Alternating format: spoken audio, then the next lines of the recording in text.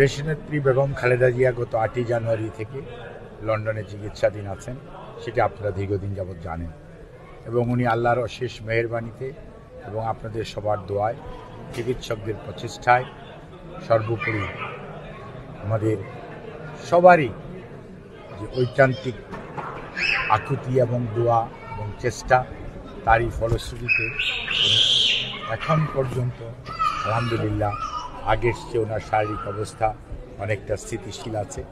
এখন এই অবস্থায় হয়তো উনি চিকিৎসকরা নিয়মিতভাবেই, এখানকার চিকিৎসকরা ওনাকে বাসায় হোম ভিজিটের মাধ্যমে ওনাকে নিয়মিতভাবে ওনার শারীরিক পরীক্ষা নিরীক্ষা এবং চিকিৎসার ব্যবস্থা করছেন এবং প্রতি সপ্তাহেই ওনারা নিবিড়ভাবে ওনাকে পর্যবেক্ষণও করছেন এবং বিভিন্নভাবে ওষুধপত্র দিয়ে ওনার চিকিৎসা যাতে উনি আরও সুস্থতা বোধ করেন সেজন্য ওরা আমাদের প্রচেষ্টা চালিয়ে যাচ্ছেন।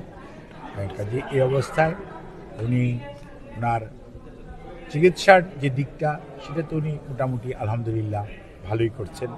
অন্যদিকে মানসিকভাবে উনি দীর্ঘদিন পরে প্রায় 6.5-7 বছর হয়ে গেছে, প্রায় 7 বছর পরে উনি ওনার ছেলে, দলের ভারপ্রাপ্ত চেয়ারম্যান জনাব তারেক রহমান এবং ওনার সহধর্মিণী ডক্টর জুবাইদা রহমান এবং মরহুম আরাফাত রহমান কোকর সহধর্মিণী শামেলা রহমান এবং জাহিয়া রহমান, ওনাদের 2 মেয়ে এবং জনাব তারেক রহমান এবং জুবাইদা রহমানের অত্যন্ত যোগ্য সন্তান ব্যারিস্টার জাইমা রহমান, তাদেরকে সাথে পেয়ে মানসিকভাবে অনেকটা আগের চেয়ে বেশি সুস্থ আছেন এবং এই মানসিক সুস্থতাই ওনার শারীরিক সুস্থতাকে আরও বেশি বাড়িয়ে দিচ্ছে এবং ইনশাআল্লাহ আপনারা দোয়া করবেন।